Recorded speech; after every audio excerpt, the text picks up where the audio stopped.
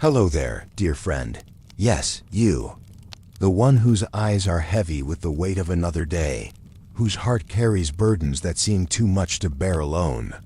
Welcome to this sacred space we're creating together, a gentle refuge where time slows and peace becomes possible. You've found your way here tonight, and that's no accident. Whether you're returning to us like an old friend coming home, or whether this is your very first time stepping into this circle of tranquility, know that you belong here completely. Take a moment now to simply arrive. Feel the surface beneath you supporting your body entirely. There's nothing you need to do right now except breathe and be present. Let your shoulders drop just a little more with each exhale. Feel the tension leaving your jaw, your forehead, the small muscles around your eyes. You don't need to hold anything together anymore. Not for these precious minutes we'll share. Tonight, we're going to journey together to a time long ago, to walk ancient pathways and witness a love so profound it changed everything. But before we begin that sacred adventure, let's create the perfect conditions for rest in your weary heart. Close your eyes if you haven't already, and imagine releasing every worry, every unfinished task, every anxiety about tomorrow. Picture them floating away like dandelion seeds on a warm breeze, leaving you lighter and more peaceful with each breath. You're not alone in this moment. All around the world, other seekers like yourself are finding solace in these same words, breathing the same rhythms of peace, allowing their hearts to be touched by the same gentle love we'll encounter together.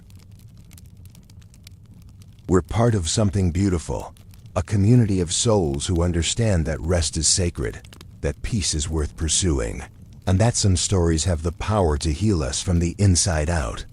Feel your breathing naturally deepening now, each inhale bringing fresh calm, each exhale releasing whatever no longer serves you. There's a quality to this kind of breathing that connects us to something eternal, something that transcends the rushing pace of modern life and touches the deepest parts of who we are. In ancient times, people understood that breath was the bridge between the physical and the spiritual, between anxiety and peace, between wakefulness and blessed rest. Tonight we're going to step across that bridge together, leaving behind the harsh fluorescent lights and concrete walls of today's world, traveling back through the centuries to a land where the air smelled of olive groves and desert flowers, where the pace of life moved with the rhythm of seasons rather than the demands of schedules. It was a world where people gathered around wells to share news and wisdom, where stories were treasures passed from heart to heart under starlit skies. Can you begin to feel that ancient peace settling around you like a soft blanket? The kind of deep, soul-level rest that comes when we remember we're part of a story much larger and more beautiful than our daily concerns. You're safe here, completely safe to let your guard down, to stop striving and simply receive the gift of this moment.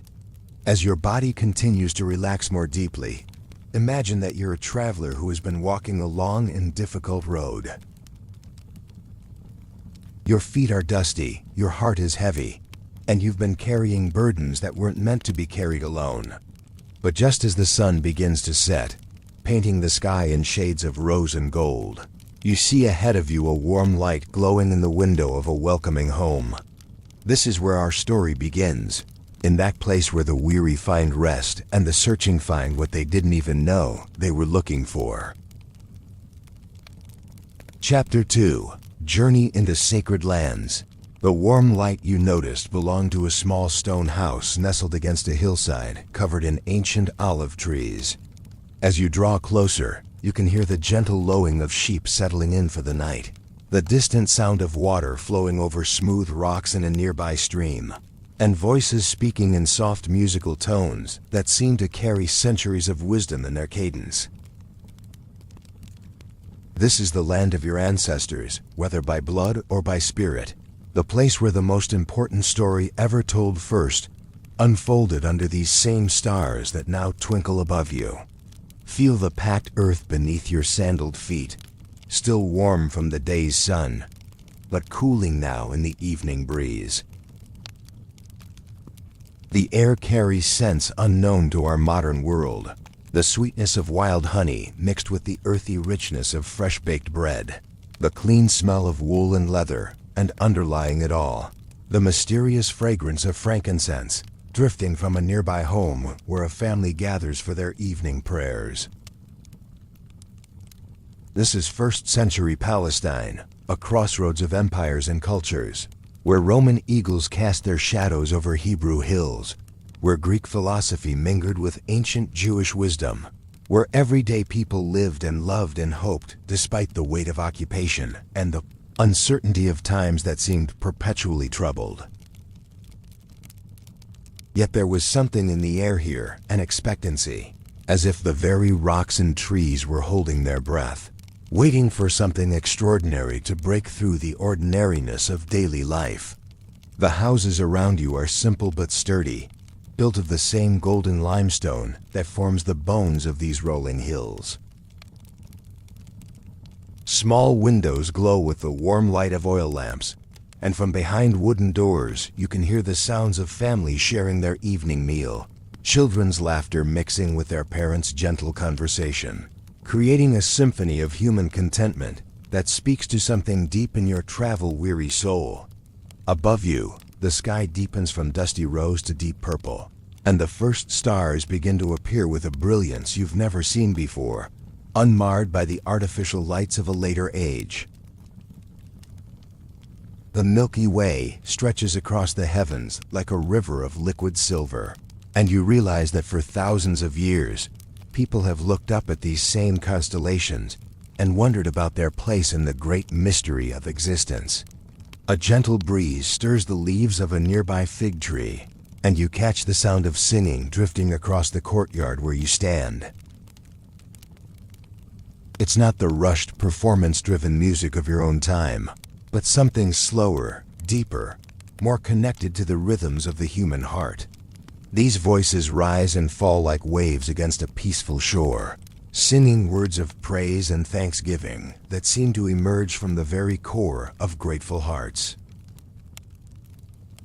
You notice that your breathing has naturally synchronized with this ancient rhythm, your heartbeat slowing to match the timeless pace of a world where people still knew how to truly rest, how to find the sacred in the simple act of sharing bread with loved ones, how to discover the divine in the ordinary moments that make up a human life.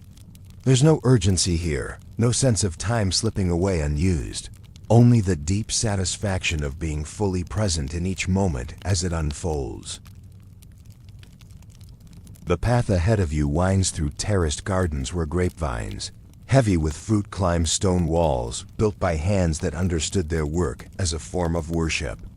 Pomegranate trees heavy with ruby-red fruit cast intricate shadows in the moonlight, and the sound of your footsteps on the ancient stone pathway creates a gentle rhythm that seems to echo the very heartbeat of this sacred land.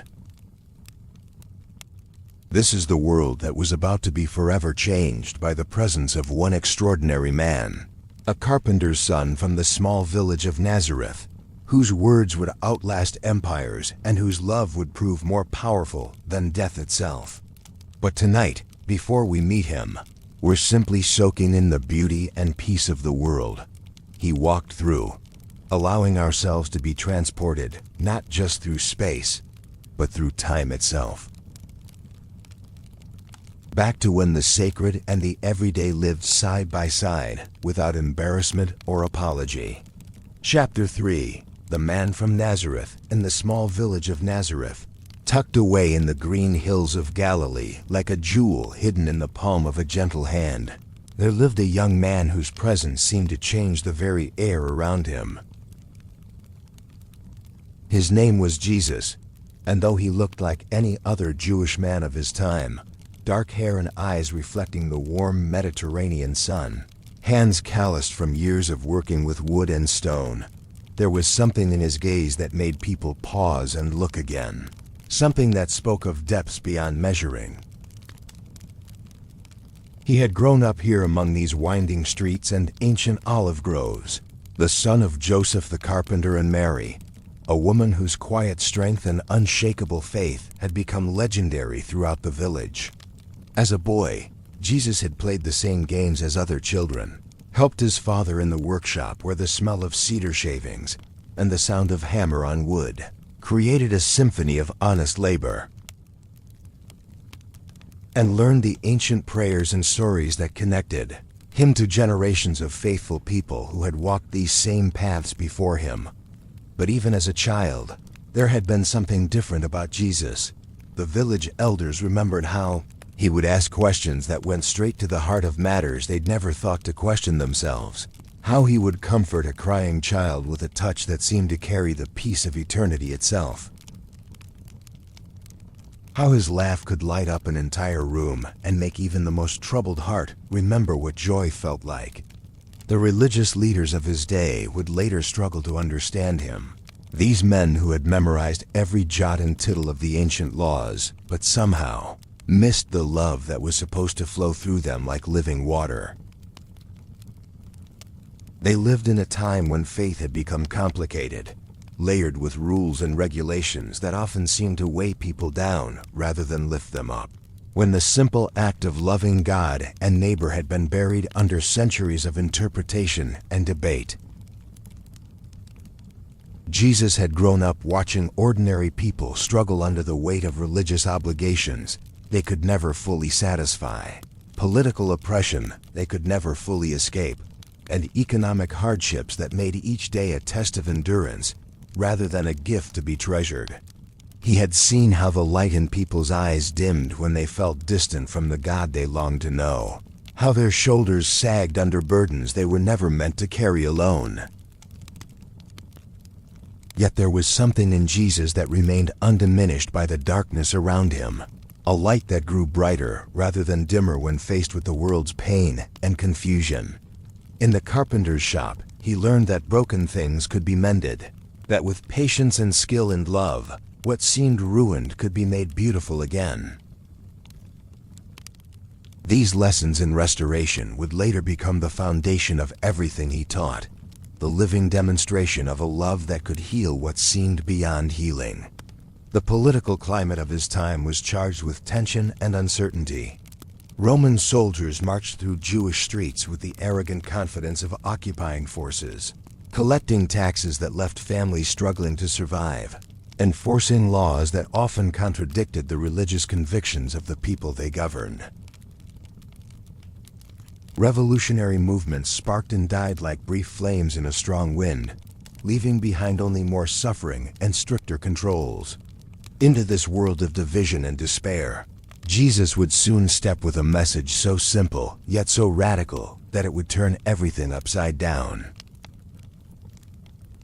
Not through violence or political maneuvering, not through religious debate or philosophical argument, but through the revolutionary power of unconditional love, unlimited forgiveness, and the scandalous suggestion that every human being, regardless of their status or past, was beloved beyond measure by the Creator of the universe.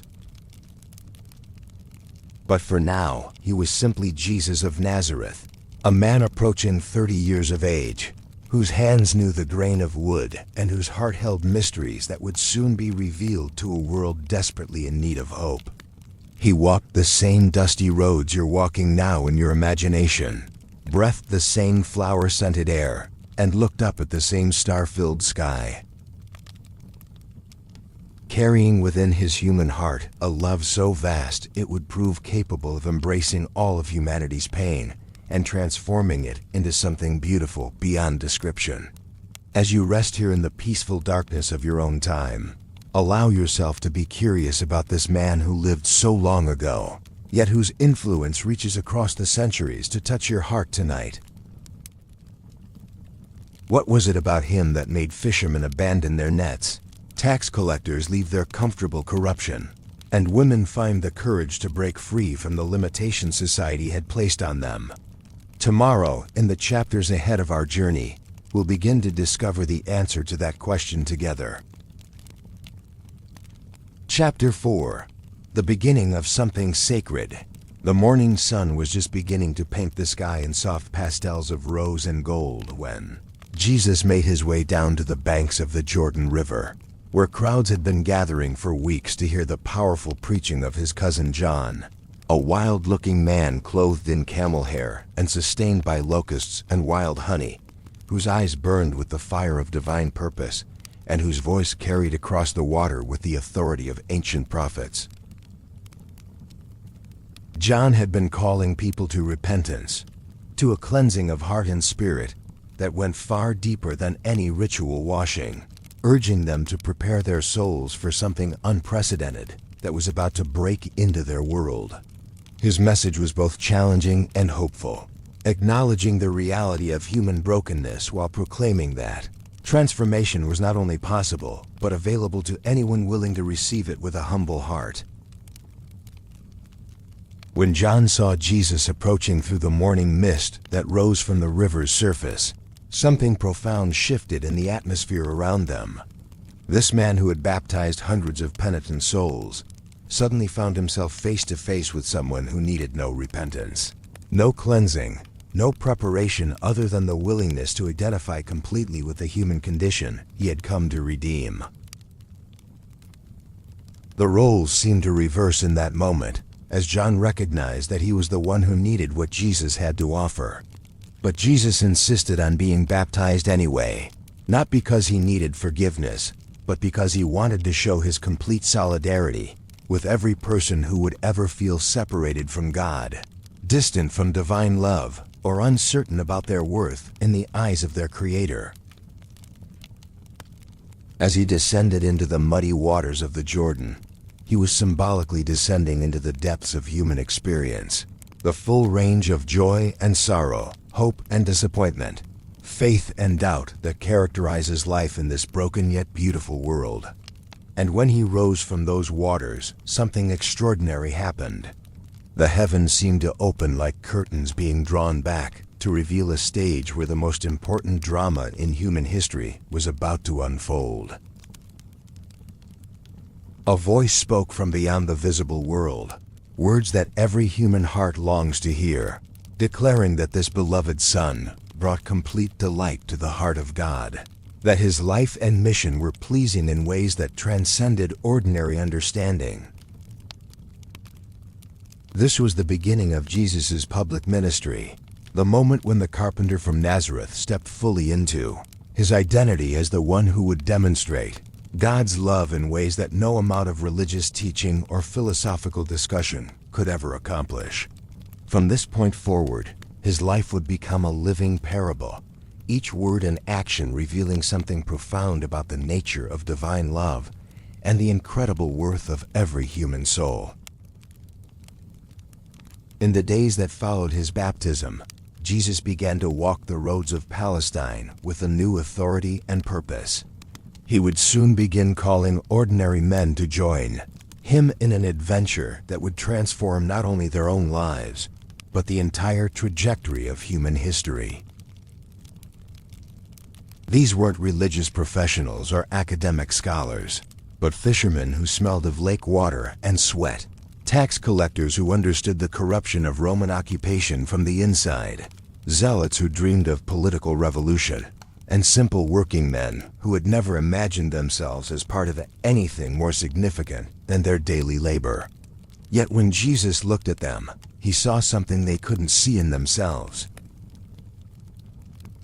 He saw Peter's passionate leadership potential beneath his impulsive nature, John's capacity for deep love beneath his quick temper, Matthew's gift for precise record-keeping that would one day preserve the very words we cherish tonight, Thomas's honest questioning that would strengthen rather than weaken genuine faith. He saw not just who they were, but who they were becoming in the light of unconditional love. The calling of these first disciples happened with a simplicity that was almost startling. No lengthy application process, no theological examinations, no probationary periods. Just two words that carried the power to change everything. Follow me.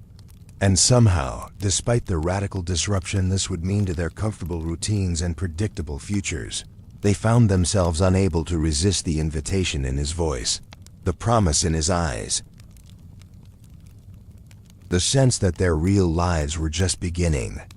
As you continue to rest deeply, breathing in the peace of this ancient story, notice how relaxation spreads through your body like warm honey, starting from the crown of your head and flowing slowly downward, releasing tension you didn't even know you were carrying.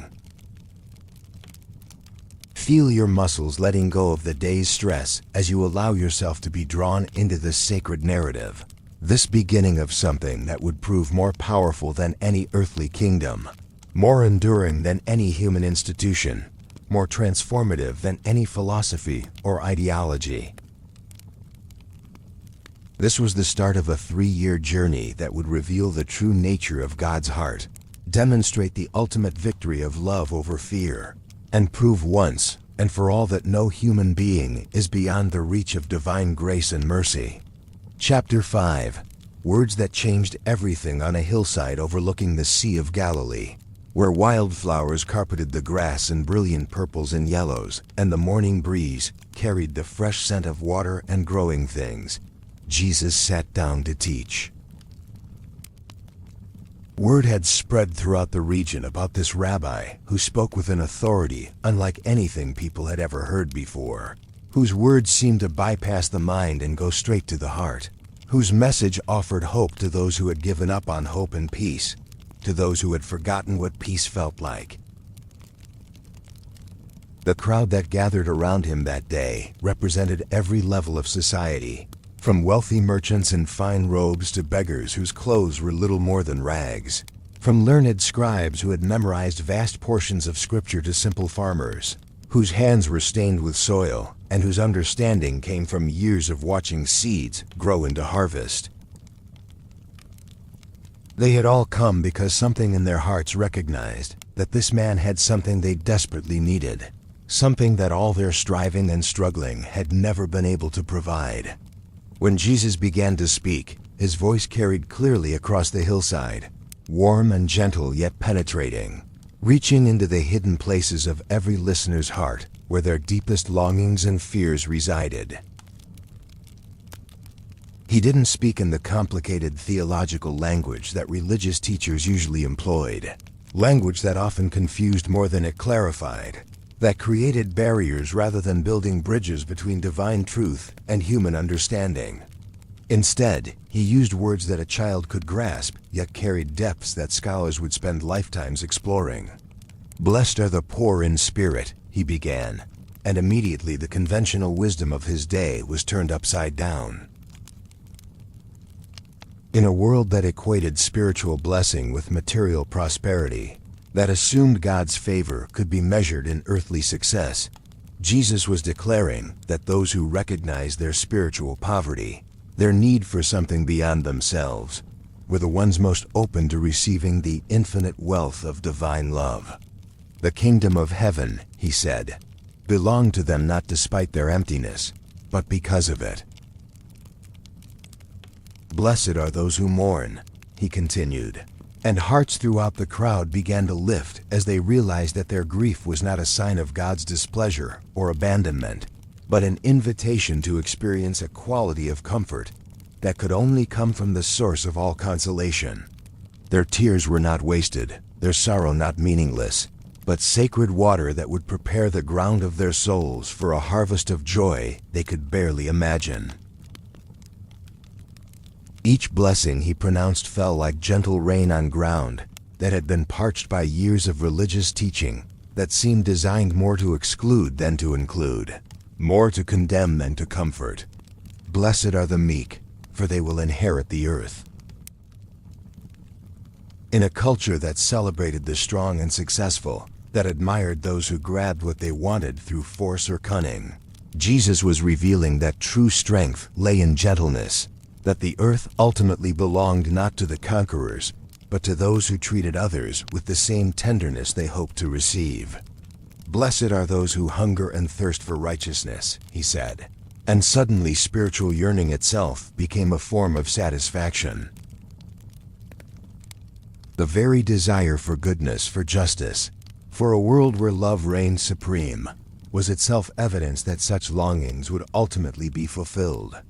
Those who ached for righteousness were already blessed, already connected to the heart of God, already participants in the divine dream for creation. The revolutionary nature of his teaching became even more apparent as he continued. You have heard that it was said, eye for eye, and tooth for tooth. But I tell you, do not resist an evil person. If anyone slaps you on the right cheek, turn to them the other cheek also. This wasn't weakness, as his critics would later claim, but a strength so profound it could break the endless cycle of retaliation and revenge that kept human societies trapped in patterns of violence and hatred. Love your enemies and pray for those who persecute you, Jesus said, and the very air seemed to shimmer with the radical possibility he was presenting. This wasn't merely a nice ethical suggestion for those who felt particularly charitable, but a complete redefinition of what it meant to be human. A call to embody the same kind of indiscriminate love that caused the sun to shine on both the righteous and the unrighteous, the rain to fall on both the just and the unjust. As the day progressed and Jesus continued teaching, using parables drawn from everyday life that revealed profound spiritual truths, the people listening began to understand that they were witnessing something unprecedented in human history. This wasn't just another religious teacher offering slightly different interpretations of familiar ideas. This was someone who spoke as if he had direct access to the heart of reality itself, who revealed truths about God and human nature that rang with the clarity of absolute authenticity. Feel that same authenticity resonating in your own heart now as you rest in the peaceful darkness of this moment, allowing these ancient words to wash over your spirit like healing balm. Let the revolutionary love that Jesus proclaimed on that hillside so long ago seep into every corner of your being, releasing you from whatever patterns of judgment, resentment, or fear might be preventing you from experiencing the full blessing of being completely, unconditionally loved. Chapter 6. Miracles of Compassion. The news of Jesus' teaching spread like ripples across the still surface of a pond, reaching into villages and towns throughout Galilee and beyond, carried by travelers and merchants, shepherds and fishermen, anyone who had heard his words and found their hearts inexplicably lightened by the hope he offered. But it wasn't just his teaching that drew ever larger crowds to seek him out. Stories were beginning to circulate about extraordinary things happening when Jesus was present. Healings and transformations that defied natural explanation, yet were witnessed by too many credible people to be dismissed as mere rumor or wishful thinking. In Capernaum, a centurion's servant lay dying, racked with fever and paralysis that had progressively worsened despite the ministrations of every physician and healer his desperate master could afford. This Roman officer, though representing the occupying forces that many Jews viewed as their enemies, had earned the respect of the local community through his fairness and his genuine care for the Jewish people under his authority. When he heard that Jesus was coming to town, something in his heart recognized that this teacher from Nazareth possessed an authority that transcended any earthly power structure. The centurion's faith was so profound that he told Jesus there was no need to even come to his house, risking ritual defilement by entering a Gentile dwelling. Just say the word, he insisted, demonstrating an understanding of spiritual authority that amazed even Jesus himself. And indeed, with just a word spoken from a distance, the servant was completely healed, restored not gradually over time but instantly and completely, his fever breaking, his paralysis vanishing, his strength returning as if the illness had never existed at all. On another day, as Jesus was teaching beside the Sea of Galilee, a woman who had suffered from a hemorrhage for 12 long years pressed through the crowd that surrounded him. She had spent everything she had on physicians who had only made her condition worse, And according to the religious laws of her time, her condition made her ceremonially unclean, cutting her off not only from normal social interaction, but from participation in the spiritual life of her community. She had lived for over a decade as an outcast, isolated by circumstances beyond her control, watching life pass by from the margins. But she had heard about Jesus, about his compassion for outcasts and sinners, about the way he seemed to see past external circumstances to the heart of every person he encountered. If I can just touch the edge of his cloak, she thought to herself, I know I will be healed. It was a desperate faith, the kind that emerges when every other hope has been exhausted, yet it carried within it a certainty that surprised even her. When her trembling fingers barely grazed the hem of his garment as he passed by, power flowed from Jesus like electricity, and immediately she felt the bleeding stop, felt strength returning to her weakened body, felt the deep shame and isolation of her condition lifted away like a heavy burden she had carried for so long she'd forgotten what it felt like to stand up straight. But Jesus, sensing that healing power had gone out from him, stopped and turned to the crowd. "Who touched me?" he asked gently. When the woman came forward, terrified yet compelled by his kindness, expecting rebuke for her presumption in touching a rabbi without permission, Jesus looked at her with eyes full of tenderness and said, "Daughter, your faith has healed you.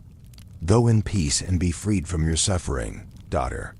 Not outcast, not unclean woman, not social pariah, but daughter. In that moment, she was not only physically healed, but restored to her place in the human family, welcomed back into the community of God's beloved children. The miracles continued, each one demonstrating not just divine power but divine heart, not just the ability to suspend natural laws, but the willingness to enter into human suffering and transform it into something beautiful.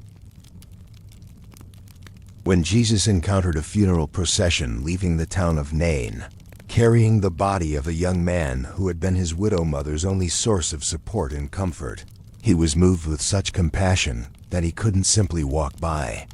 Touching the coffin, he spoke with the same authority that had commanded storms to be still. "Young man, I say to you, get up."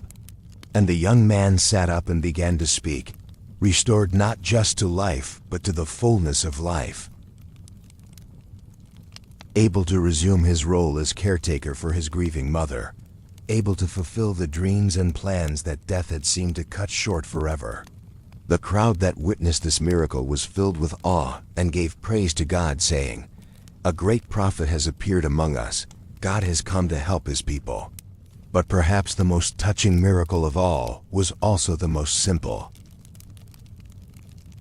When the disciples returned from a long day of ministry to find Jesus teaching beside a lake, they urged him to send the crowd away so people could go to villages and buy food for themselves.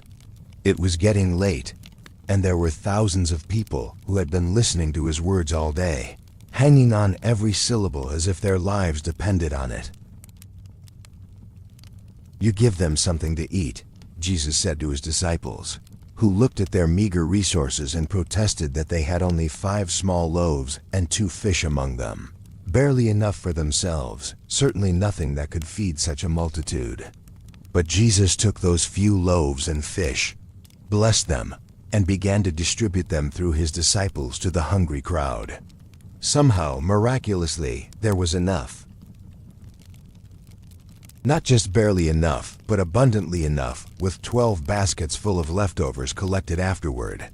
It was as if love itself had multiplied the simple gift, as if the act of sharing had created abundance where scarcity had seemed inevitable.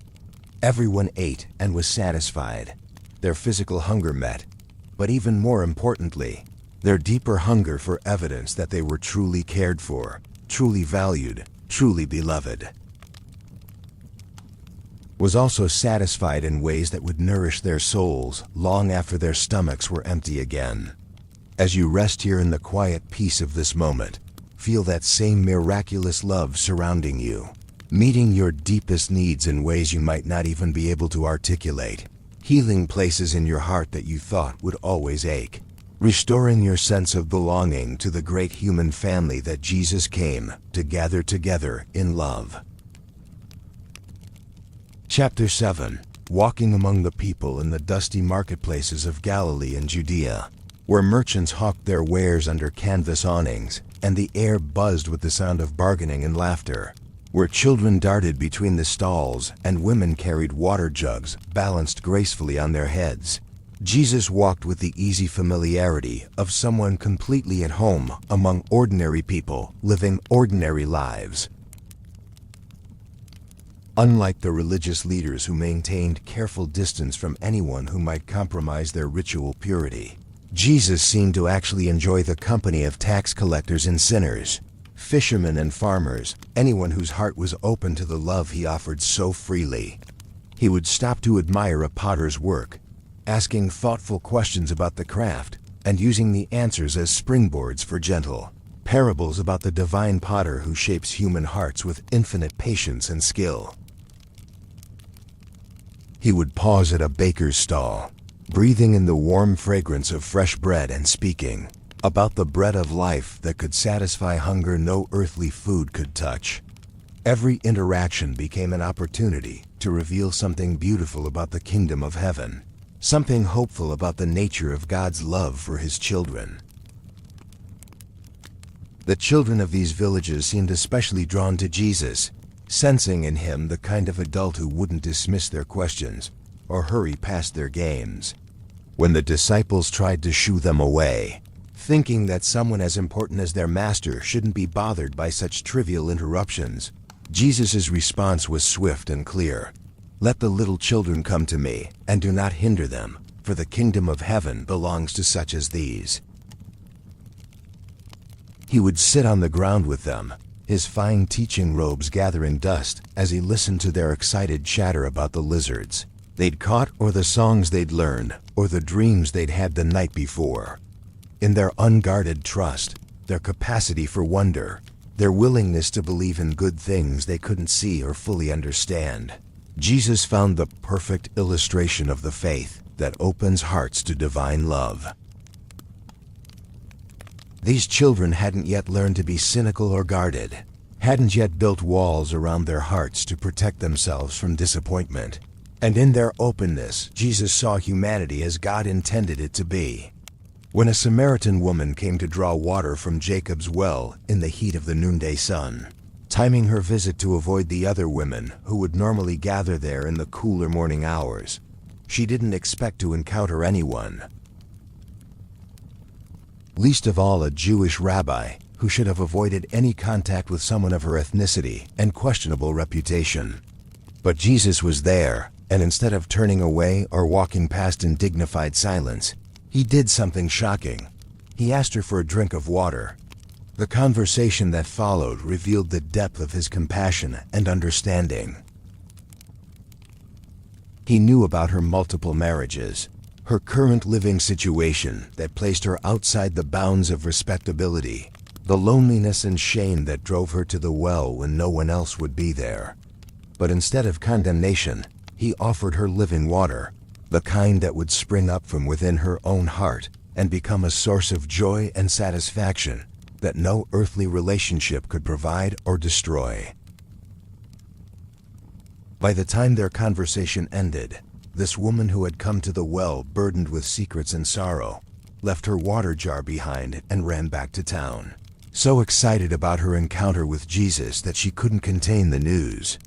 "Come and see a man who told me everything I ever did," she announced to the very people she had been avoiding.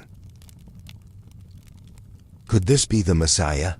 Her transformation was so evident, her joy so authentic, that many of the Samaritans believed in Jesus because of her testimony.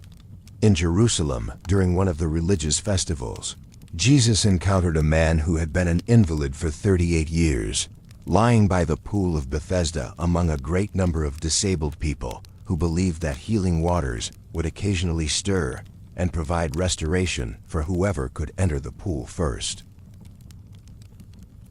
This man had given up hope long ago, resigned to a life defined by limitation and dependency, watching others find the healing that always seemed just beyond his reach. "Do you want to get well?" Jesus asked him, a question that might have seemed obvious, but actually went to the heart of what it means to choose hope over despair, to risk disappointment by daring to believe that change is possible, even after decades of evidence to the contrary. When the man explained his predicament, how he had no one to help him into the pool when the waters were stirred, Jesus didn't offer to help him with the traditional method of healing. Instead, he said simply, "Get up, pick up your mat and walk." Immediately the man was cured, his muscles that had been wasted for nearly 4 decades, suddenly strong and responsive, his limbs that had been useless, suddenly capable of carrying him wherever he wanted to go. He picked up his mat and walked, not gradually or tentatively, but with the confident stride of someone whose body had never known limitation. The healing was complete, instantaneous, and utterly transformative, restoring not just physical function, but dignity, purpose, and hope. These encounters reveal something profound about the heart of Jesus, something that speaks across the centuries to anyone who has ever felt overlooked, dismissed, or written off by others. He saw potential where others saw problems, beauty where others saw brokenness, beloved children of God where others saw inconvenient reminders of life's fragility and pain. His love was never theoretical or abstract, but always personal, always specific, always perfectly suited to the unique needs of each individual heart he touched. As you rest here in the gentle darkness of this peaceful night, allow yourself to experience that same personal love, that same specific attention to your unique needs and longings. You are not just part of a crowd to Jesus, but a beloved individual whose story matters, whose healing matters, whose peace and joy matter more than you could possibly imagine. Chapter 8. Fellow seekers of peace, as we pause here together in our sacred journey through the life and love of Jesus, I want to acknowledge something beautiful that's happening in this quiet moment we're sharing. All around the world tonight, other souls like yourself are finding rest in these same ancient truths, allowing their hearts to be touched by the same gentle love we've been exploring together. Breathing the same rhythms of peace that connect us not just to this timeless story, but to each other as fellow travelers on the path toward deeper understanding and lasting comfort. There's something profoundly moving about knowing you're not alone in your search for peace, in your longing for the kind of love that doesn't depend on your performance or your perfection, in your desire to find rest for your weary soul in a world that so often seems designed to keep us anxious and striving.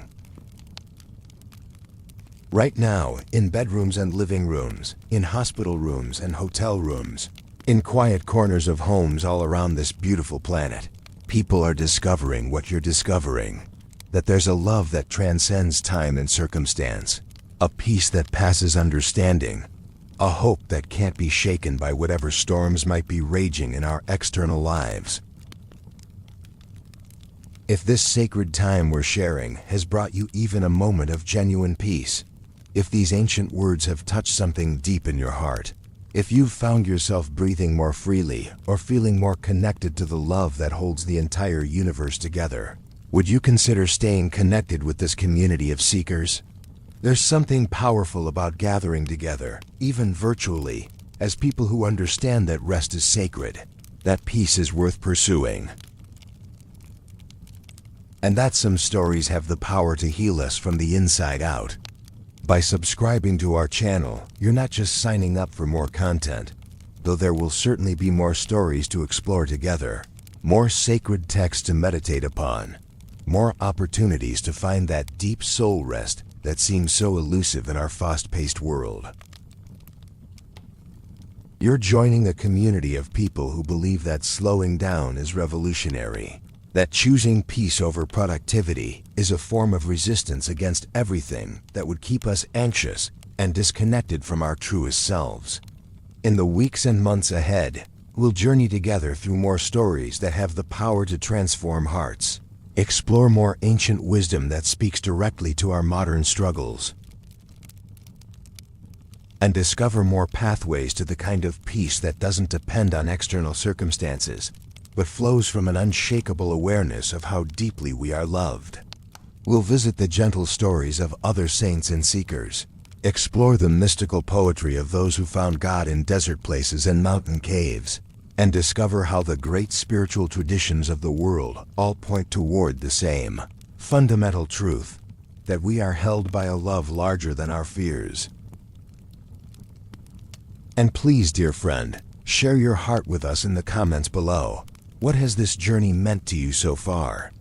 What longings has it awakened? What peace has it brought? What hopes has it stirred in your soul? Your words become part of this sacred conversation, part of the gentle community we're building together, one peaceful heart at a time.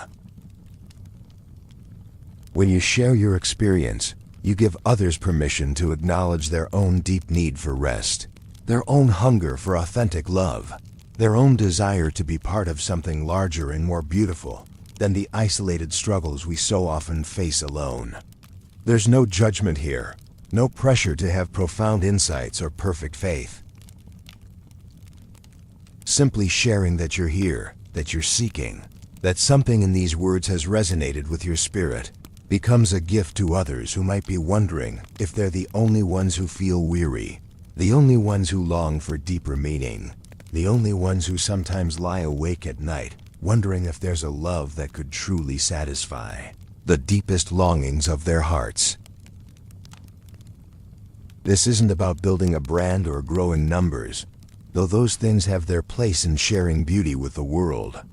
This is about creating sacred space where tired souls can find refreshment, where searching hearts can discover they're not alone, where the ancient promise of rest for the weary can become a lived reality in our modern lives. It's about recognizing that we're all fellow pilgrims on the journey toward home, and that the path becomes easier and more joyful when we walk it together. As we prepare to continue our exploration of Jesus' life and love, take a moment to feel the gratitude that's flowing between us, the unspoken bond that connects all seekers of peace, all lovers of truth, all those who have discovered that rest is not laziness but wisdom. That slowing down is not falling behind, but catching up with our souls. You belong here completely, exactly as you are, with all your questions and doubts and hopes and dreams intact. The story we're sharing stretches across centuries and cultures, connecting us to countless others who have found their deepest rest in contemplating the life of the one who said, "Come to me, all you who are weary and burdened, and I will give you rest." Tonight, you are living proof that this promise is still true, still powerful, still capable of reaching across the ages to touch hearts that are open to receive such extravagant love. Chapter 9. The 12 and their stories. As the morning sun cast long shadows across the hills of Galilee, Jesus gathered around him the 12 men he had chosen to be his closest companions. His inner circle of friends who would witness firsthand the miracles and teachings that would eventually transform the world. These weren't the kind of men religious leaders typically chose as their successors, not polished scholars or socially prominent figures, but ordinary working men whose hearts were tender enough to recognize divine love when it looked them in the eye and called them by name. Simon Peter, impulsive and passionate, whose love for Jesus was matched only by his tendency to speak first and think later, had left his fishing nets without a moment's hesitation when he heard those two simple words, "Follow me." He was the kind of man who would walk on water in a moment of pure faith, then begin to sink the instant his rational mind reminded him that such things were impossible. In Peter's enthusiasm and failures, Jesus saw the beautiful humanity that he had come to redeem, the mixture of divine potential and earthly limitation that characterized every person he would ever encounter. John, the beloved disciple, was younger than the others, with a poet's heart and a mystic's ability to see beyond surface appearances to the deeper spiritual realities that Jesus revealed through every word and gesture.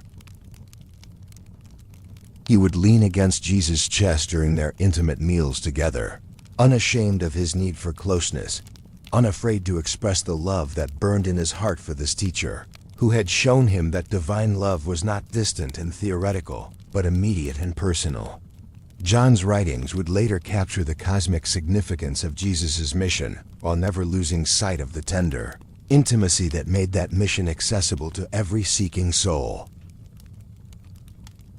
Matthew had been a tax collector, collaborating with the Roman occupiers for personal profit, despised by his own people as a traitor and a cheat. When Jesus found him sitting at his tax booth, counting coins that represented other people's resentment and his own isolation, and said simply, "Follow me," Matthew left everything behind immediately. His past didn't disqualify him from divine love. His reputation didn't make him unworthy of forgiveness. His history of putting money before relationships didn't prevent him from becoming one of Jesus' most trusted friends. In Matthew's transformation, anyone who has ever felt trapped by their past mistakes could see hope for a new beginning.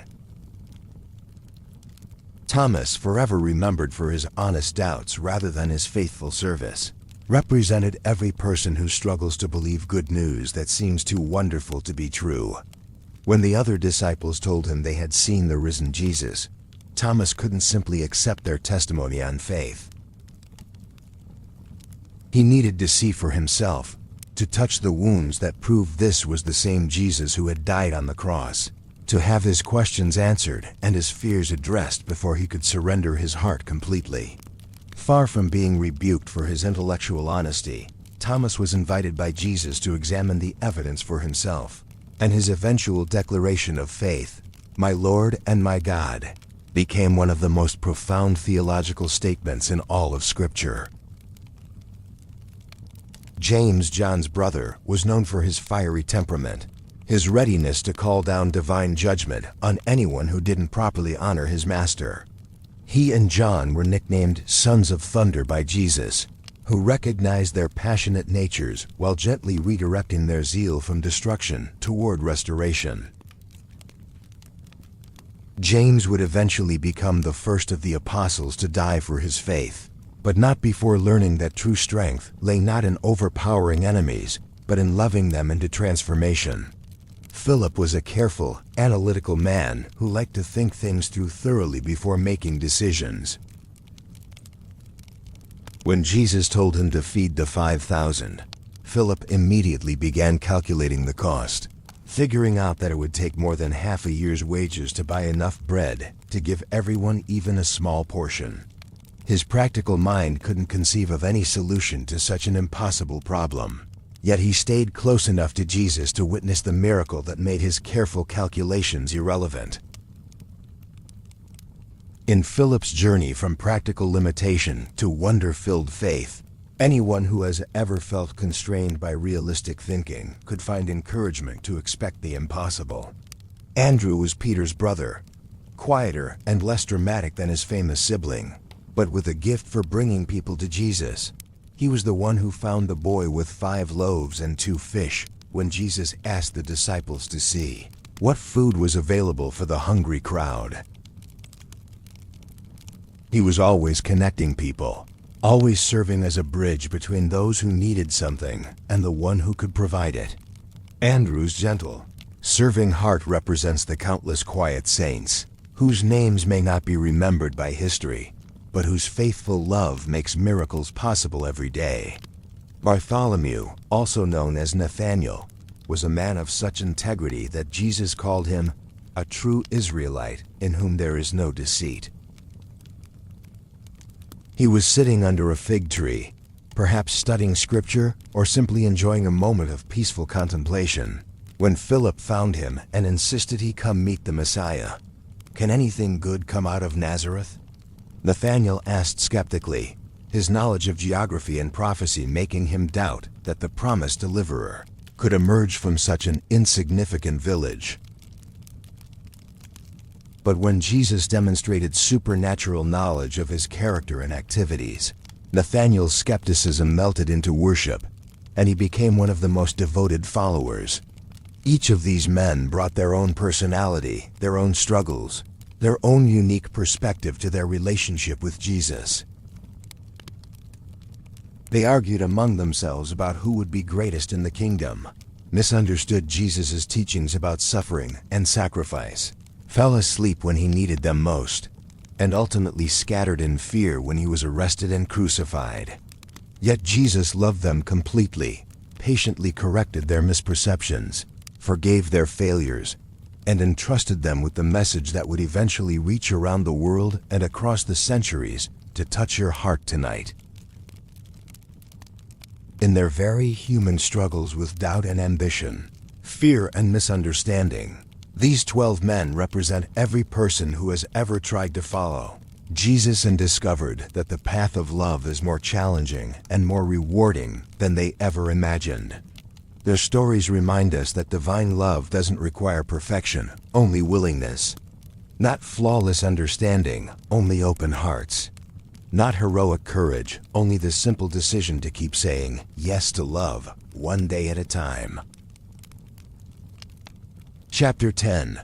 Opposition and Persecution. As Jesus' influence grew and his message of radical love spread throughout Palestine, drawing larger and larger crowds of people hungry for hope and healing, the religious establishment began to view him not as a welcome teacher, but as a dangerous threat to their carefully maintained systems of power and control. These were men who had spent their entire lives studying scripture and tradition, who had earned their positions through years of careful adherence to religious law, who genuinely believed they were protecting the faith of their ancestors from contamination by unorthodox ideas and unauthorized interpretations. The Pharisees, known for their meticulous observance of religious law, found themselves increasingly disturbed by Jesus' casual disregard for traditions they considered sacred.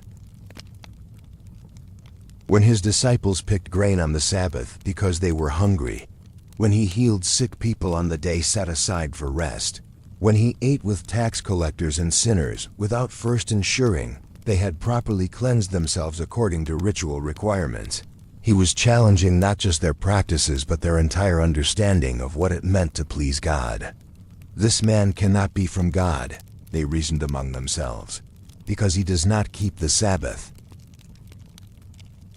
Yet they couldn't deny the obvious evidence of divine power in his miracles, the undeniable wisdom in his teachings, the transformative effect he had on everyone who encountered him with an open heart.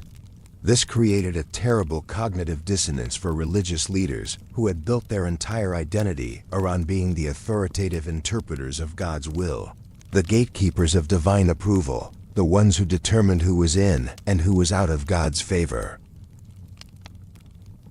Jesus' response to their criticism was both gentle and challenging, revealing the heart issues behind their theological objections. The Sabbath was made for man, not man for the Sabbath, he told them, turning their rigid interpretation upside down by suggesting that religious observance should serve human flourishing rather than restricting it. He told stories about shepherds who would leave 99 sheep to search for one that was lost, about fathers who would run to embrace wayward sons, about masters who would forgive impossible debts, painting a picture of divine love that was far more generous and inclusive than their narrow theological frameworks could accommodate. The political tensions of Jesus' time added another layer of complexity to the opposition he faced. Roman governors like Pontius Pilate walked a careful line between maintaining order and avoiding uprisings that could threaten their careers and lives. They were suspicious of anyone who drew large crowds, anyone whose message might be interpreted as seditious, anyone who might provide a rallying point for Jewish nationalism or revolutionary sentiment. When they heard reports of a man being proclaimed as a king, even if his kingdom was described as not of this world, they couldn't afford to ignore the potential political implications. King Herod Antipas, the puppet ruler who governed Galilee under Roman authority, was haunted by his own guilty conscience over his execution of John the Baptist, that wild prophet whose preaching had made him uncomfortable enough to silence permanently. When he heard about Jesus performing similar miracles and gathering similar crowds, he wondered with superstitious dread if this might be John raised from the dead, come back to pronounce judgment on his crimes. The powerful often find themselves threatened by those who speak truth to power, who refuse to be silenced by intimidation or bought off with worldly benefits. But perhaps the most heartbreaking opposition Jesus faced came from his own hometown of Nazareth, where people who had watched him grow up simply couldn't accept that the carpenter's son they remembered could be anything more than they had always known him to be. "Isn't this Joseph's son?" they asked with dismissive familiarity. "We know his family, his background, his limitations. Who does he think he is, claiming to have wisdom and authority we've never seen before?" Their very knowledge of his humanity blinded them to his divinity, their comfortable assumptions about his limitations, preventing them from recognizing his unlimited love. The rejection in Nazareth was so complete that Jesus marveled at their unbelief, finding himself unable to perform many miracles there because of their closed hearts and skeptical minds. It was a painful reminder that love cannot force itself on unwilling recipients, that even divine power respects human freedom to accept or reject the gifts being offered. The very people who should have been most excited about having the Messiah emerge from their community were the ones most resistant to believing such good news could possibly be true. As opposition intensified, Jesus knew that his path was leading towards suffering and death, that the love he embodied was so threatening to systems built on fear and control that those in power would eventually feel compelled to destroy him rather than allow their authority to be undermined. Yet he continued teaching, continued healing, continued demonstrating the very love that his enemies found so dangerous, because he understood that some truths are worth dying for, that some love is worth any sacrifice, that the darkness would never ultimately overcome the light he had come to kindle in human hearts. The religious leaders began plotting in earnest, looking for ways to trap him in his words, to find legal grounds for charges that would justify his elimination. They sent spies to ask him carefully crafted questions, designed to force him into statements that could be interpreted as blasphemous or seditious. Yet time and again, his responses revealed not only divine wisdom but divine love, even for those who sought to destroy him, even for those whose hearts were so hardened by pride and fear that they could witness infinite love and see only threat. In the gathering storm of opposition and persecution, Jesus remained steadfast in his mission, faithful to his calling, committed to demonstrating a love so pure and powerful that it would eventually melt even the hardest hearts, heal even the deepest wounds, and prove itself stronger than death itself. Chapter 11. The Final Journey to Jerusalem. The time had come for Jesus to set his face toward Jerusalem, knowing full well what awaited him there, understanding with divine clarity that his mission would require the ultimate sacrifice, yet moving forward with a determination born not of grim resignation, but of love, so profound that no cost seemed too great to pay for the redemption of humanity. As he gathered his disciples for this final journey, there was a weight in the air, a sense that everything they had experienced together over the past 3 years had been leading to this moment, this collision between the kingdom of heaven and the kingdoms of this world. The road to Jerusalem wound through rocky hills and ancient olive groves, past villages where Jesus had taught and healed, where lives had been transformed and hope had been restored to hearts that had forgotten what hope felt like. As they walked, Jesus tried to prepare his disciples for what was coming, speaking plainly about his coming death and resurrection, but their minds simply couldn't process what their hearts didn't want to believe. How could their beloved teacher, their miracle-working master, their hope for Israel's restoration, possibly be destined for suffering and death? The crowds that accompanied them on this journey had swelled to enormous proportions, filled with pilgrims making their way to Jerusalem for the Passover celebration, the annual commemoration of God's deliverance of the Jewish people from slavery in Egypt. The irony was not lost on Jesus that he was entering the holy city during the festival that celebrated divine liberation, coming to accomplish an even greater exodus, a freedom that would extend not just to one nation, but to all humanity, not just from political oppression, but from the deeper bondage of sin and death and separation from divine love. As they crested the Mount of Olives and the golden walls of Jerusalem came into view, gleaming in the afternoon sun like a jewel set in the crown of ancient hills, Jesus wept. Here was the city of David, the holy city where God had chosen to place his name, the center of Jewish religious and cultural life.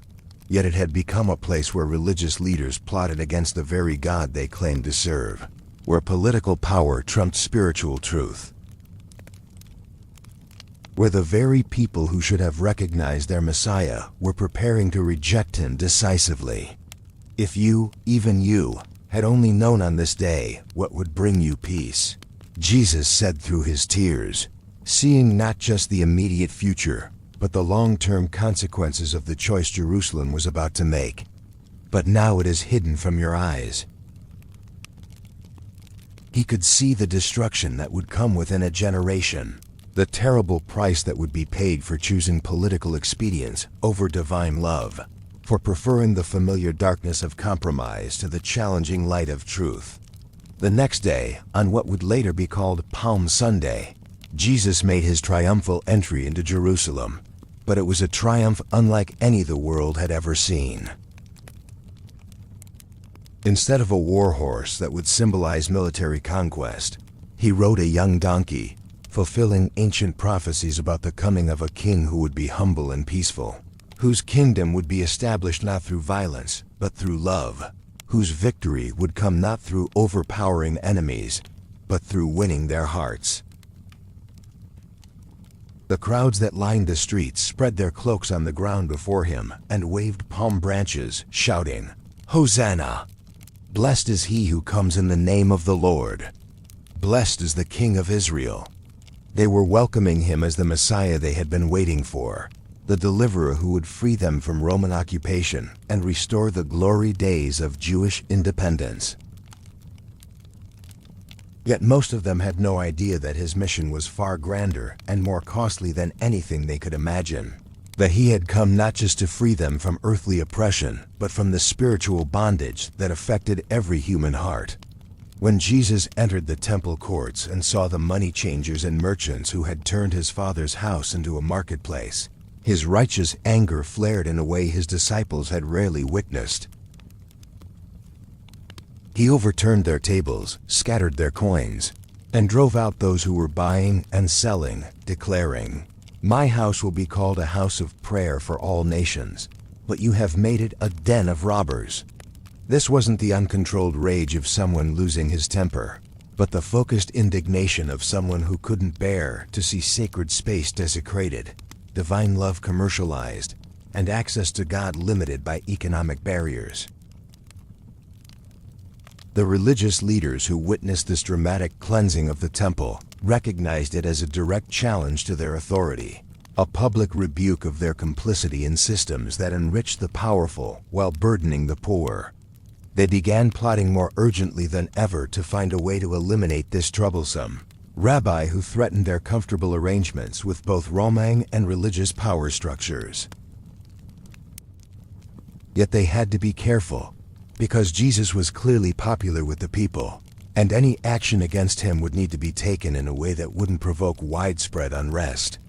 As the week progressed, Jesus continued teaching in the temple courts daily, drawing large crowds who hung on his every word, sensing perhaps that these might be their last opportunities to hear him speak. His parables during this final week were particularly pointed. Stories about wicked tenants who killed the son of their master, about wedding feasts rejected by those who were first invited, about servants who refused to use the talents entrusted to them. The religious leaders understood that he was speaking about them, that these stories were indictments of their stewardship of the spiritual responsibilities they had been given. The trap was closing around Jesus, but it was a trap he was walking into voluntarily, knowing that his death would accomplish what no amount of teaching or miracle working could achieve: the ultimate demonstration of divine love, the final proof that there was no depth of human sinfulness that God's grace couldn't reach, no darkness so deep that his light couldn't penetrate it, no death so final that his life couldn't overcome it. Chapter 12. The Last Supper and Betrayal in an Upper Room Borrowed from a Friend. As the sun set over Jerusalem and the golden light of oil lamps flickered against the stone walls, Jesus gathered with his 12 closest companions for what they didn't yet know would be their final meal together. The Passover feast spread before them carried the weight of centuries of tradition, each element telling part of the story of God's faithfulness to his people, each ritual reminding them of divine deliverance from bondage and the promise of ultimate freedom that lay at the heart of their faith. Yet tonight would transform this ancient celebration into something entirely new, as Jesus took the familiar symbols of bread and wine and invested them with meanings that would echo through eternity, creating a memorial that would be observed by millions of his followers across cultures and centuries, a way for every generation to remember and participate in the love that was about to be poured out completely on their behalf. As they reclined around the low table, sharing the intimate meal that bonded them together as spiritual family, there was an undercurrent of tension that none of them could quite identify. Jesus seemed both peaceful and deeply moved, speaking with an intensity that suggested these words carried eternal significance, yet also with a tenderness that revealed his infinite love for these imperfect men who had walked with him through 3 years of ministry, miracle, and gradual revelation of divine truth. "I have eagerly desired to eat this Passover with you before I suffer," Jesus told them, his voice carrying both anticipation and sorrow. "For I tell you, I will not eat it again until it finds fulfillment in the kingdom of God." They couldn't understand what he meant by suffering, couldn't conceive that their beloved teacher was about to face the most excruciating death imaginable, couldn't believe that the kingdom they expected him to establish would come through apparent defeat rather than obvious victory. When Jesus took the bread, blessed it, broke it, and began to distribute it among them, he said words that would become sacred to countless generations. "This is my body given for you. Do this in remembrance of me." The simple act of breaking bread, something they had done together hundreds of times during their travels, suddenly became charged with meaning they couldn't fully grasp. His body broken for them, his life given for their sake. What could this possibly mean? Then he took the cup of wine, and after giving thanks, he shared it with them, saying, "This cup is the new covenant in my blood, which is poured out for you." A new covenant, sealed not with the blood of lambs as in the ancient Passover, but with his own blood, creating a new kind of relationship between God and humanity, a bridge across the chasm that sin had created between the holy and the human. As the evening progressed, Jesus began to speak more directly about what was coming. "Truly I tell you, one of you will betray me," he said, his words falling like stones into the peaceful atmosphere of their gathering. The disciples looked at each other in dismay, each one asking, "Surely you don't mean me, Lord?" Their inability to imagine such treachery among their intimate circle revealed both their innocence and their incomplete understanding of how deeply pride and disappointment could corrupt even those who had witnessed divine love firsthand. Jesus knew it was Judas, had known for some time that this trusted friend, this keeper of their common purse, this man who had been chosen as one of the 12, was already in the process of negotiating his betrayal with the religious authorities. Yet even now, even knowing what Judas was about to do, Jesus treated him with the same love and respect he showed the others. giving him opportunity after opportunity to change course, to choose love over greed, loyalty over silver, eternal treasure over temporary gain. When Jesus washed the disciples' feet, kneeling before each of them with a towel and basin like the humblest servant, he was demonstrating the very heart of his mission and message. Here was the one they believed to be the Messiah, the Son of God, the King of Kings, performing the most menial task imaginable, showing them that true greatness lay not in being served but in serving, not in exercising power over others, but in using whatever power they had to lift others up. Peter, characteristically impulsive, protested that Jesus should never wash his feet, that the roles should be reversed, that he should be the one serving his master. But Jesus gently explained that this act of service was necessary, that unless Peter allowed himself to be served by divine love, he could have no part in what Jesus was accomplishing. It was a profound lesson about grace, about the necessity of receiving before we can truly give, about allowing ourselves to be loved before we can love others with the same selfless compassion.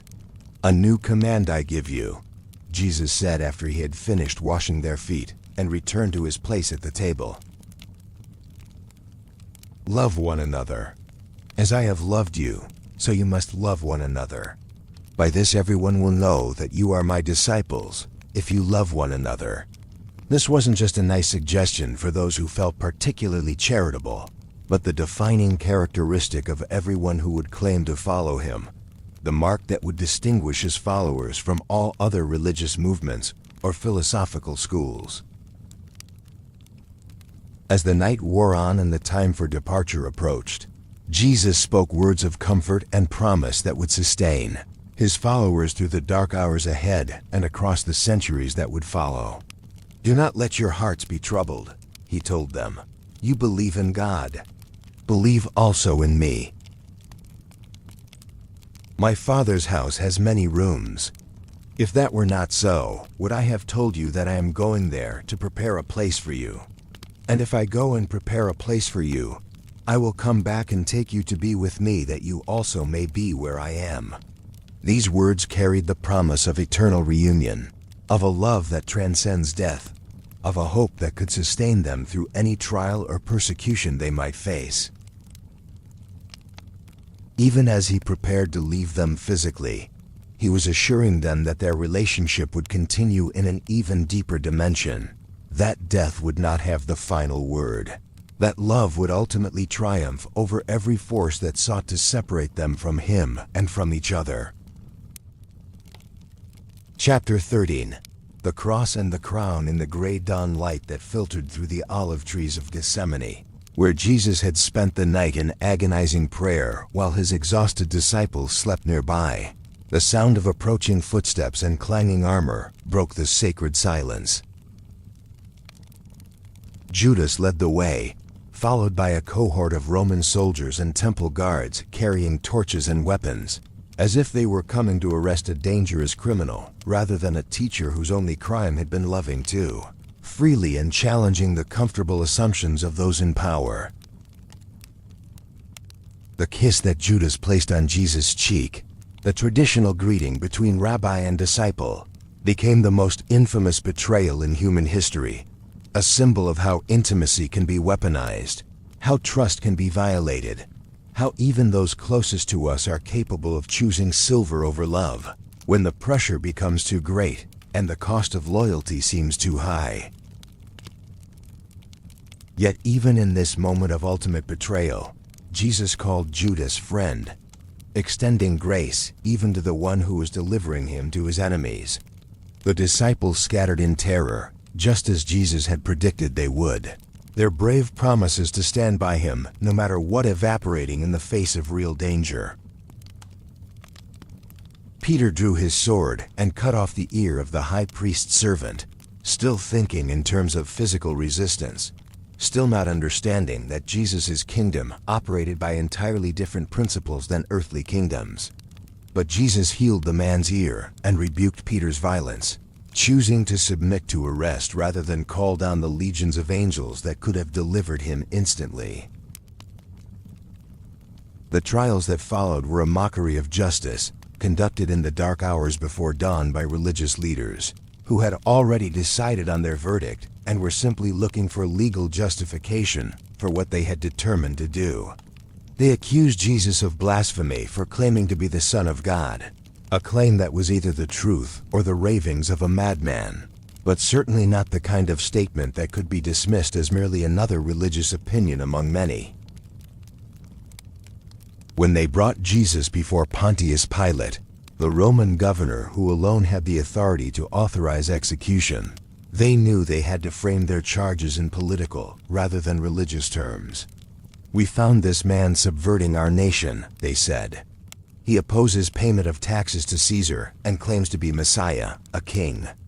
They were twisting Jesus' teachings, misrepresenting his message, turning his words about spiritual freedom into accusations of political sedition. Pilate questioned Jesus privately and found no basis for the charges against him. "Are you the king of the Jews?" he asked. Jesus' response revealed the fundamental difference between his mission and any earthly, political agenda. "My kingdom is not of this world. If it were, my servants would fight to prevent my arrest by the Jewish leaders. But now my kingdom is from another place."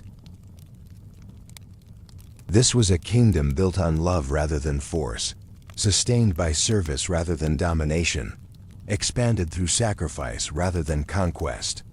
Finding no fault in Jesus, Pilate tried repeatedly to release him, offering the crowd a choice between Jesus and Barabbas, a known revolutionary and murderer. The irony was devastating. They chose to free the man who had actually committed the crimes of violence and sedition they were falsely accusing Jesus of, while demanding the crucifixion of the one whose only crime had been demonstrating unconditional love for friend and enemy alike. Under pressure from the religious leaders and fearing a riot that could threaten his political position, Pilate finally gave in to their demands, though he symbolically washed his hands to indicate his personal opposition to the sentence he was pronouncing. It was a futile gesture that revealed the tragic consequences of choosing political expedience over moral courage, of protecting personal interests rather than standing up for truth and justice. The Roman soldiers mocked Jesus before his crucifixion, placing a crown of thorns on his head and a purple robe on his shoulders, kneeling before him in sardonic worship while they beat him and spat on him. They thought they were ridiculing a false king, not realizing they were in the presence of the King of Kings, whose throne would be a cross, and whose crown would indeed be made of thorns, but whose kingdom would outlast every earthly empire that ever risen or would ever rise. The walk to Golgotha, the place of the skull where crucifixions were carried out, became a journey through the very heart of human suffering. Jesus, weakened by the brutal scourging he had endured, stumbled under the weight of the crossbeam he was forced to carry.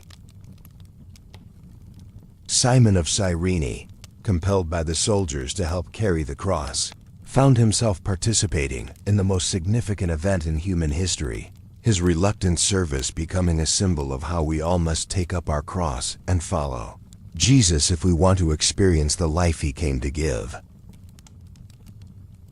When they reached the place of execution, the soldiers nailed Jesus to the cross, an excruciating form of death designed not just to kill but to torture, to humiliate, to serve as a deterrent to anyone who might consider opposing Roman authority. Yet even in his agony, Jesus' first words from the cross were a prayer for his executioners. "Father, forgive them, for they do not know what they are doing." This was love in its purest form, grace at its most profound level, mercy extended to those who deserved it least and needed it most. As darkness covered the land for 3 hours in the middle of the day, as if creation itself was mourning the apparent defeat of its creator, Jesus cried out, my God, why have you forsaken me?" In that moment, he was experiencing the ultimate consequence of human sin, the complete separation from divine love that is the true definition of hell. He was taking upon himself the punishment that every human being deserved, paying the price that infinite justice demanded, while infinite mercy provided. His final words, "It is finished," were not the cry of a defeated victim, but the triumphant declaration of a mission accomplished, a victory won, a redemption completed. The temple curtain that had separated the holy place from the most holy place was torn in two from top to bottom, symbolizing that the barrier between God and humanity had been removed forever, that access to divine love was now available to anyone who would receive it by faith. Chapter 14. The promise fulfilled in the hush of early morning on the first day of the week, when the Sabbath rest had ended and the normal routines of life were slowly beginning to stir throughout Jerusalem. Something unprecedented was happening in the borrowed tomb where Jesus' body had been laid just 3 days before. The massive stone that had been rolled across the entrance, sealed with Roman authority and guarded by soldiers whose lives depended on preventing any disturbance, was about to become irrelevant in the face of a power greater than death itself. Mary Magdalene, the woman whose life had been transformed by Jesus' love, and whose devotion had never wavered even through the darkness of his crucifixion, made her way to the tomb in the pre-dawn light. Carrying spices to complete the burial preparations that had been hastily performed before the Sabbath began. Her heart was heavy with grief, her mind struggling to process the apparent end of everything she had believed in, everything she had hoped for, everything that had given her life meaning and purpose. But when she arrived at the garden tomb, she found something that defied every expectation, challenged every assumption about the finality of death, and turned her world upside down in the most wonderful way imaginable. The stone had been rolled away, not from outside as if someone had broken in, but from inside as if someone had broken out. The tomb was empty, the grave clothes that had wrapped Jesus' body lying there like a cocoon from which new life had emerged, still holding their shape but no longer containing the one they had been meant to contain forever. Angels, messengers of divine glory, whose very presence filled the tomb with light that made the sunrise pale by comparison, asked her the question that would echo through the ages. "Why do you look for the living among the dead? He is not here. He has risen." The impossible had become possible. The unthinkable had become reality. The greatest tragedy in human history had been transformed into the greatest triumph. The ultimate victory of love over hate, life over death, hope over despair. When Mary ran to tell the disciples, her words tumbled over each other in excitement and confusion, her attempts to describe what she had seen falling far short of the reality she had witnessed. "They have taken the Lord out of the tomb, and we don't know where they have put him," she gasped, still unable to fully process the possibility that death itself had been conquered, that the grave had been robbed of its victory, that the one they had watched die was somehow, impossibly, alive again. Peter and John ran to the tomb to see for themselves, their feet pounding against the stone pathways, as their hearts pounded with a mixture of hope and disbelief. John arrived first but paused at the entrance, peering into the empty tomb with wonder and confusion. Peter, characteristically impulsive, pushed past him and went directly inside, seeing the linen strips that had bound Jesus' body lying there undisturbed, the cloth that had covered his head folded separately, everything arranged with a care that suggested resurrection rather than robbery.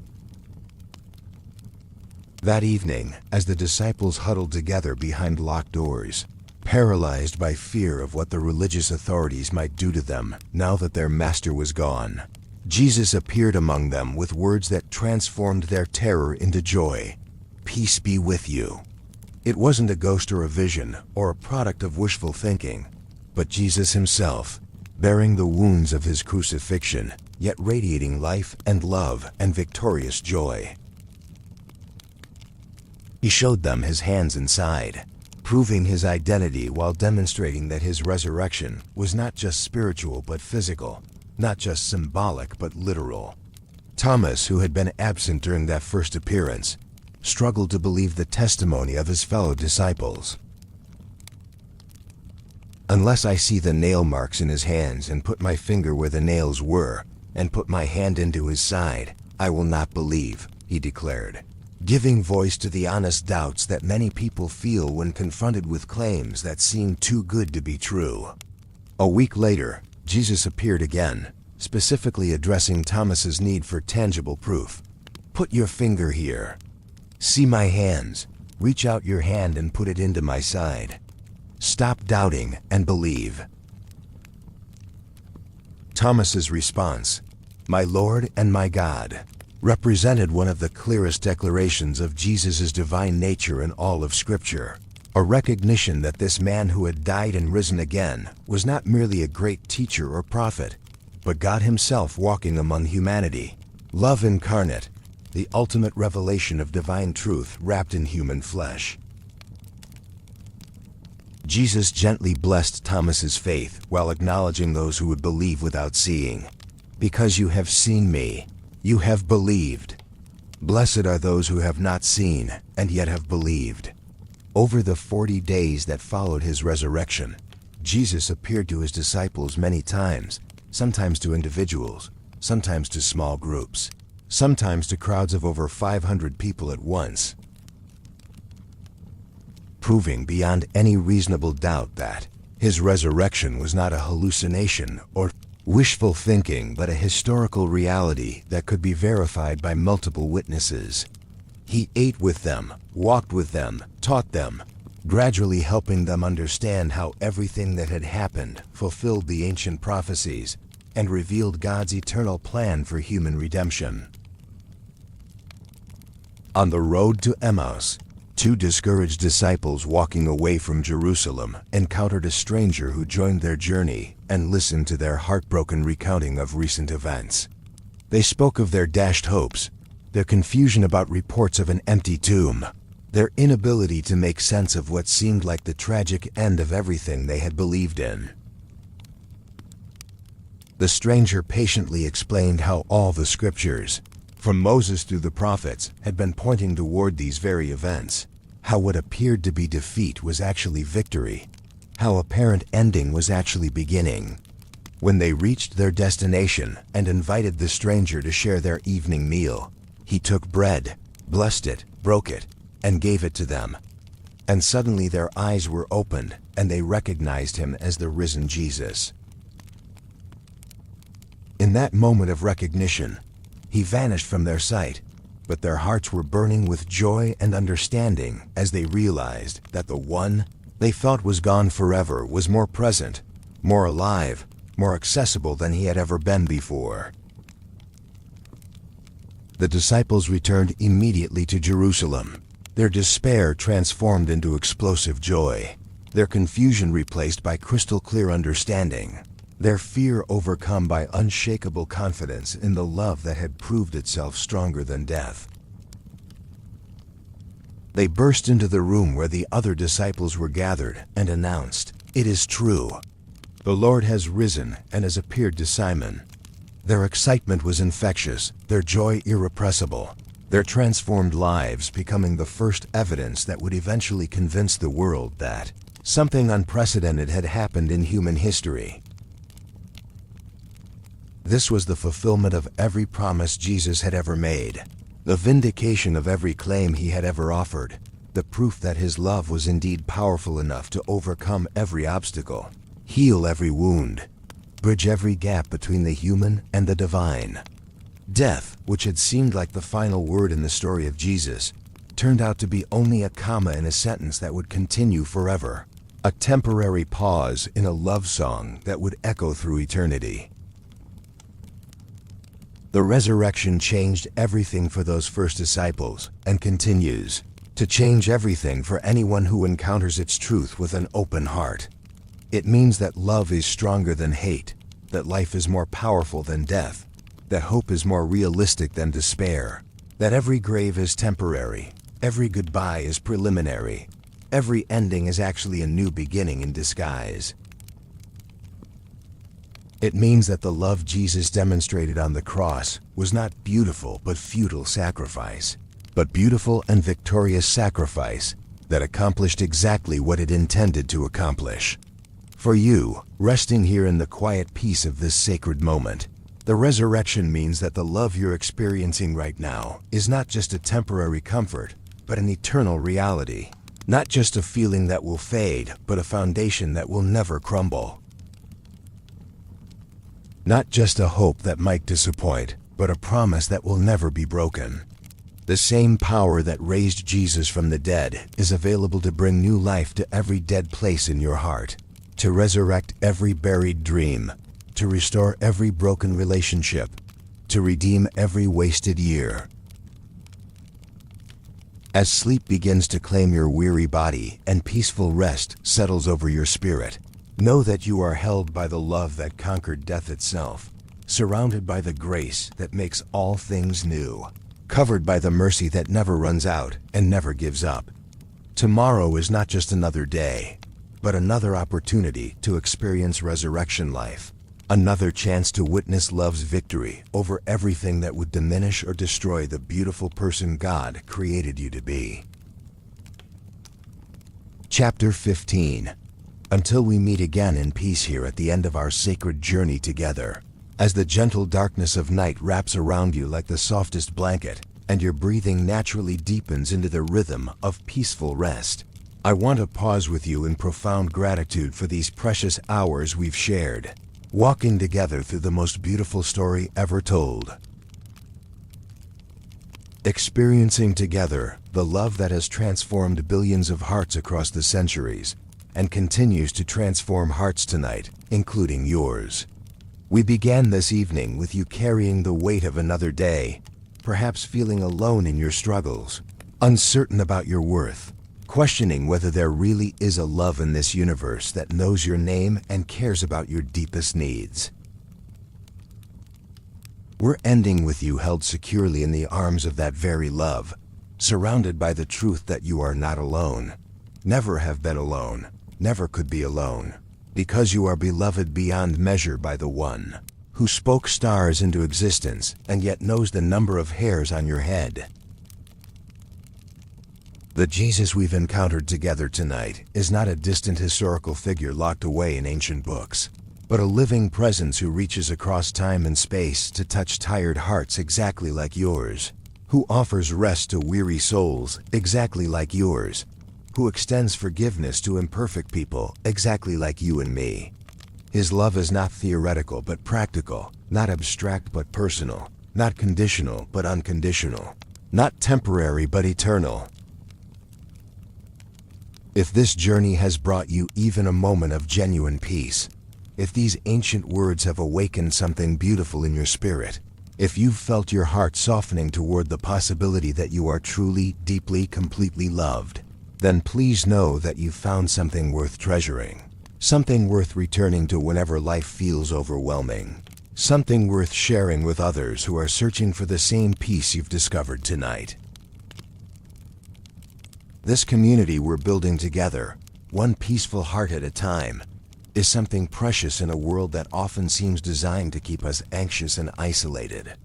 By subscribing to our channel, you're not just accessing more content, though there will certainly be more sacred stories to explore, more ancient wisdom to discover, more pathways to the kind of rest that restores souls and heals hearts. You're joining a family of fellow seekers who understand that slowing down is wisdom, that choosing peace over productivity is revolutionary, that some truths are best absorbed in the quiet moments when our defenses are down and our hearts are open. Please share your heart with us in the comments below. What has this journey meant to you? What peace has it brought? What hope has it awakened? What love has it revealed? Your words become part of this sacred conversation, part of the gentle community we're creating together, part of the healing balm that flows from one hurting heart to another. There's no pressure to say anything profound or theologically sophisticated, just an invitation to share whatever this time has stirred in your soul. In the coming weeks and months, we'll explore more stories that have the power to transform lives. Journey together through the mystical poetry of saints who found God in desert solitude. Discover the contemplative traditions that have sustained seekers across cultures and centuries, always with the same goal: creating sacred space where tired souls can find rest, where searching hearts can discover they're not alone, where the ancient promise of peace can become a present reality in our modern lives. We'll visit the gentle stories of Francis of Assisi, who found Christ in the faces of the poor and heard sermons in the songs of birds. We'll explore the mystical visions of Julian of Norwich, who received revelations of divine love that sustained her through plague and persecution. We'll meditate on the Psalms of David, those ancient prayers that give voice to every human emotion, while pointing always toward the love that never fails. We'll discover how the great spiritual traditions of the world all point toward the same fundamental truth: that we are held by a love larger than our fears, deeper than our wounds, stronger than our failures.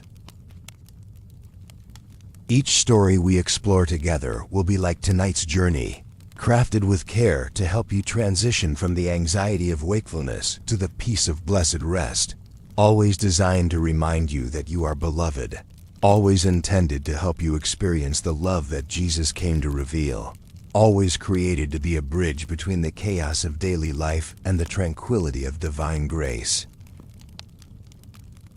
Feel your body now releasing every remaining tension, every lingering worry, every burden you've been carrying. Let your shoulders drop completely, your jaw relax entirely, your breathing slow to the gentle rhythm of someone who knows they are safe, loved, and completely accepted exactly as they are. You don't need to fix anything, achieve anything, or prove anything to be worthy of this love. You already are worthy simply because you exist, simply because you are a beloved child of God, simply because the one who made you calls you good. As sleep begins to claim you, imagine yourself resting in the everlasting arms that have held every seeker who has ever found peace, every heart that has ever been healed, every soul that has ever discovered their true worth in divine love. You are not just falling asleep tonight, but falling into the embrace of infinite love, surrounded by the communion of saints across all ages who have found their rest in the same source of peace you're experiencing now. Let the last conscious thoughts that drift through your mind be filled with gratitude for this sacred time we've shared, for the love you've encountered, for the peace you've received, for the hope that now burns steadily in your heart like a candle that no wind can extinguish. You are beloved, dear friend. You are precious beyond measure. You are held by love that will never let you go, never give up on you, never stop believing in the beautiful person you are becoming. Sweet dreams, gentle soul. May your sleep be deep and restorative, your dreams filled with the love we've explored together, your awakening tomorrow bright with the hope that has taken root in your heart tonight. Until we meet again in this sacred space we call home, may you rest in perfect peace, surrounded by perfect love, held by the perfect grace that makes all things new. God bless you, dear friend. Sleep well in the love that never ends.